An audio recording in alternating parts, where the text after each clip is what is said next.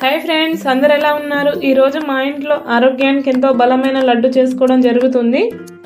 Dry fruits laddu చేస్తున్నాను.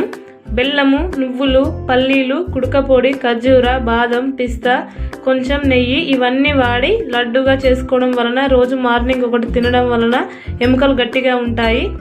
అలాగనే మీ ఇంట్లో కూడా పిల్లలకి బయట లడ్డు కొనివ్వడం, అలాగనే కురుకుర కొనివ్వడం దానికంటే ఇవి చేసి పెట్టండి. రోజు 1 లేదా 2 ఇవ్వండి. వాళ్ళకు మంచి పోషకాహారం అందుతుంది.